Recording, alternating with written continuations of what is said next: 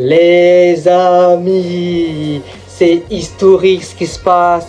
Le Cap-Vert a fait égalité contre l'Uruguay.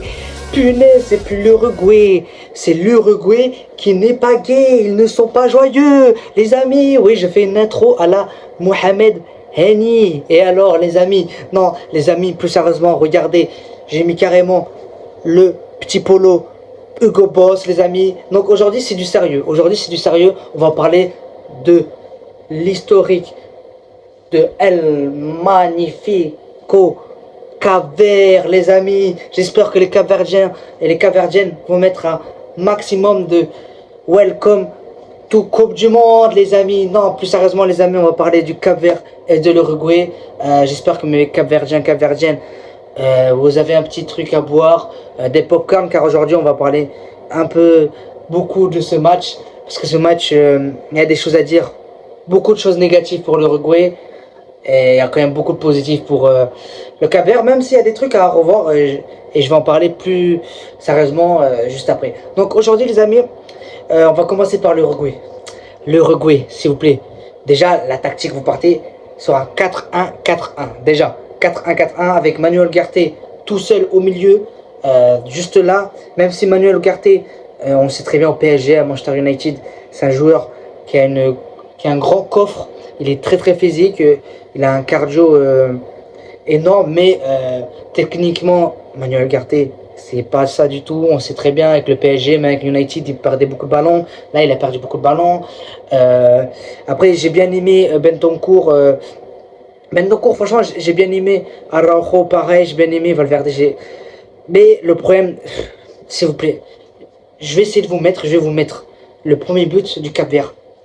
Premier but du Cap-Vert, déjà, juste avant, le gardien, il dit 2. Et je me suis dit, attendez, comment ça 2? Que 2 défenseurs? Oui, oui, que 2 défenseurs. Même en district, on nous apprend à mettre minimum 3. 3 défenseurs. Et les mecs, ils ont mis 2 défenseurs. Donc à partir de là, tu peux pas faire grand chose. Par contre, oh là là, le coup franc magnifique. Et le coup franc, il est somptueux. Vraiment, les amis, je vais vous décrire un peu le but de Pina. Il est magnifique. Donc, les amis, il tire un coup franc à ras de terre, vraiment entre les joueurs. Bah, de toute façon, même pas entre les joueurs, juste à côté, parce qu'il n'y avait que des défenseurs. Mais c'est un coup franc à ras de terre avec des petits rebonds un peu malicieux, vous voyez, parfaitement mis dans le coin des filets droite. Et le gardien n'a pas pu l'arrêter, même s'il a touché. Donc après, plus sérieusement pour l'Uruguay, franchement, je trouve ça vraiment dommage. Ils ont pris quand même beaucoup de cartons jaunes, ils ont fait beaucoup de fautes. On voit que l'Uruguay, on sent qu'il n'y a plus de sérénité. On sent que vraiment, est-ce que c'est à cause pardon, du sélectionneur, je ne sais pas, mais on sent qu'il manque une certaine sérénité. Alors qu'auparavant, à l'époque de Luis Suarez, pardon, il y avait une certaine sérénité, il y avait des bons joueurs. Marcelo Bielsa, vraiment, je suis quand même déçu de lui, parce que c'est un grand coach, mais je suis quand même assez déçu de lui. Franchement, même pour l'Uruguay, on le sait très bien, c'est eux qui ont fait et qui ont été le premier pays hôte de la première Coupe du Monde en 1930 ou 1931, et c'est eux qui ont gagné la première Coupe du Monde. Donc je suis un peu déçu quand même de l'Uruguay. Franchement, assez déçu d'eux. Le but pardon, de l'Uruguay, il a été bon. C'est un but de la tête, tout simplement. Bon, bravo pour les Uruguayens, mais bon, on va parler de la gourde du gardien uruguayen. C'est inadmissible à ce stade de la compétition à faire des fautes autant peu professionnelles. Les amis, je vais vous décrire un peu. Je vais essayer de mettre des images pour que vous compreniez. En fait, le défenseur, déjà, il n'a pas assez anticipé. Il était en retard. Le gardien, il sort très en retard. Et donc, ce qui fait que le gardien, il est en dehors de sa surface. Et donc, l'attaquant a juste tout simplement à faire un petit coup d'accélération et après la mettre tout simplement dans les filets tranquillement. Incroyable, le Cap-Vert. Donc, mettez du respect, s'il vous plaît, sur le Cap-Vert. Mettez du respect sur le Cap-Vert. Mais voilà, je suis un peu déçu quand même de l'Uruguay. Je sais pas ce que... En fait, ça m'attriste parce qu'il y a de plus en plus de grosses équipes comme la Belgique. La Belgique, je sais même pas si j'en ai parlé, j'en ai même pas parlé de la Belgique, mais la Belgique, catastrophique la Belgique, faire égalité contre l'Iran, s'il vous plaît. égalité contre l'Iran, s'il vous plaît. Si j'en ai parlé dans ma précédente vidéo, si j'en ai parlé, mais voilà. Après, on va quand même mettre à l'honneur et surtout mettre du crédit à l'Uruguay. L'Uruguay, c'est magnifique, les amis. Et au passage, si je regarde en bas, c'est parce que je regarde l'ordi, j'essaye de regarder sur match en direct un peu les statistiques quand même, parce que en termes de statistiques, il y a quand même une possession assez stérile des Uruguayens avec 65%. Comme quoi, avoir la possession, ça veut rien dire, ça veut tout et rien dire. Surtout contre une équipe du Cap-Vert qui n'a pas l'habitude de... C'est sa première Coupe du Monde tout simplement. Et surtout qui n'a pas l'habitude de marquer. On sent que quand même le Cap-Vert, enfin, surtout l'Uruguay est très très fragile. Mais après, le Cap-Vert, j'ai bien aimé. Le deuxième but vient de Varela, comme je vous l'ai décrit déjà, c'est une faute du gardien. Je trouve ça inadmissible. Après, il faut faire attention quand même au carton jaune, parce que Borges il a déjà 2 cartons jaunes, donc au troisième, ça va être compliqué. Mais voilà, j'ai bien aimé dans l'ensemble. Après, on voit quand même qu'ils sont efficaces, mais ils n'ont pas un expect. J'arrive jamais à le dire, les amis. Expected goal, un XG quoi, élevé. Il est à peu près à 0,88, mais bon, 0,88, mais ils ont mis 2 buts. Alors que l'Uruguay, ils ont un XG de 2,32, mais ils ont mis que 2 buts. Donc voilà, faire attention aussi aux Uruguayens. 3 hors-jeu. En vrai, la défense du Cap-Vert, ils ont été quand même cohérents.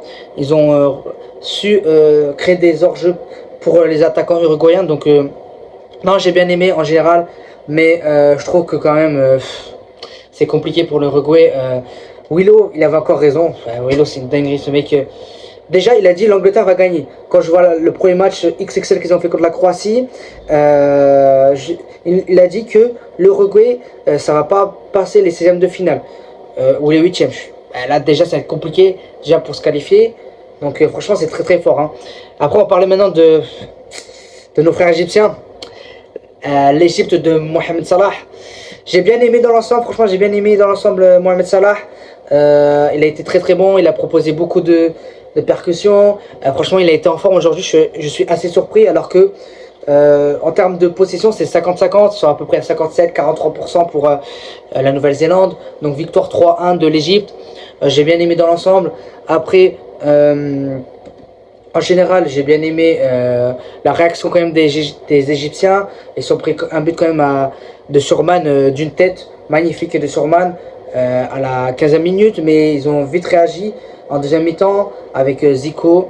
Et après Mohamed Salah, il a été monstrueux. Il a provoqué, il a un but, une passe D. À tout moment, c'est sa Coupe du Monde, donc à voir. Ils sont égalité, non, ils sont premiers pardon à 4 points. L'Iran, ils ont 2 points. La Belgique, oh là, la Belgique 2 points, ça, déjà c'est une faute professionnelle et je pense que tous les Belges, ils en ont marre. En plus, ils me l'ont dit sur TikTok, sur Insta, ils en ont marre de leur équipe. Ils n'ont pas de plan de jeu, je sais pas. On dirait qu'ils ont une petite dépendance à Doku aussi. On sent que sans Doku, peu de joueurs peuvent faire des différences. Salmaker, j'ai pas aimé, il a pas fait de grandes différences, il a perdu beaucoup de ballons. Pareil pour Romelu Lukaku. Wow, ce que j'ai dit, c'est pas grave. Romelu Lukaku, normalement c'est un gabarit pour tenir les ballons, mais bon, il n'a pas réussi à avoir les ballons, il n'a pas réussi à se retourner rapidement. Après, c'est compréhensible quand il y a 2 ou 3 défenseurs sur lui. Mais franchement, le match de Romelu Lukaku, très très compliqué. Beaucoup de pertes de balles. Donc à réfléchir pour la Belgique, franchement, il faut se remettre en question. La Nouvelle-Zélande, je suis quand même... Ah, la Nouvelle-Zélande, je suis déçu quand même. La Nouvelle-Zélande, avec Wood, juste... ils ont des bons joueurs. Après, c'est pas fini. Donc à voir. En tout cas, j'espère que pour la Nouvelle-Zélande, ils vont essayer de faire un truc. Mais voilà. Après, en général, j'ai bien aimé quand même le match de la Nouvelle-Zélande. Ils ont essayé de proposer, ils ont essayé de... Tout simplement de... d'être dans la percussion, tout ça, ils ont essayé de pas lâcher, mais bon, on connaît les qualités de l'Égypte. C'est une Égypte qui a l'habitude de défendre, de souffrir. On le voit à la CAN, on a l'habitude, nous les Africains, quand on voit qu'ils sont tout le temps dans un schéma tactique défensif, ça ne me surprend pas. Après, en termes de tir cadré, c'est quand même assez révélateur comme la Nouvelle-Zélande. 7 tirs pour un but, 7 tirs pour un but. On voit le manque d'efficacité criant. Mais voilà, alors que l'Egypte, ils ont que 6 tirs pour 3 buts. Donc en termes d'expected goal, ils sont quand même pas mal. Ils sont à 0,6 alors que la Nouvelle-Zélande, ils sont à 0,35. Donc on voit le manque d'efficacité. Bref, les amis, moi ça sera tout pour cette vidéo. J'espère que vous avez aimé. C'était une petite vidéo tranquille pour féliciter tout d'abord à mes Capverdiens. Je suis de tout cœur avec vous et j'espère que vous allez vous qualifier pour les 16e de finale. Vous avez largement les capacités pour battre l'Arabie Saoudite. Je suis de tout cœur avec vous. Et la Belgique, réveillez-vous s'il vous plaît. On a besoin quand même de la Belgique pour les phases à élimination directe qui commencent directement dès dimanche soir. Bref, les amis, ça sera tout pour cette vidéo. J'espère que vous avez aimé. J'espère que vous avez aimé mon petit polo, tranquille. Vous voyez, on commence à être professionnel. Donc voilà, ça sera tout. N'hésitez pas à commenter, vraiment à dire ce que vous en pensez de ce que je dis, des matchs en général du Cap-Vert. Et encore félicitations aux Cap-Verdiens. Les Uruguayens, il faut essayer de se réveiller. Il y a encore un dernier match à aller chercher contre l'Espagne, ça va être compliqué. Peut-être qu'ils vont mettre l'équipe bis pour l'Espagne, donc à voir. Mais voilà, tout simplement. Bref, on se retrouve pour ce soir, pour les matchs de ce soir. Il y a, si je ne me trompe pas, l'Algérie qui joue. Et il y a l'Autriche qui joue, la Jordanie. Ah non, le Sénégal, France-Sénégal. C'est pas France-Sénégal, mais il y a la France contre l'Irak et le Sénégal contre je sais plus qui, contre la Jordanie qui joue. Donc voilà. Juste après, je ferai un petit live. Et d'abord, ouais, un petit live tout simplement et un débrief. Donc ça sera tout pour cette vidéo. Et on se retrouve tout simplement ce soir pour le débrief. Allez, à plus les amis.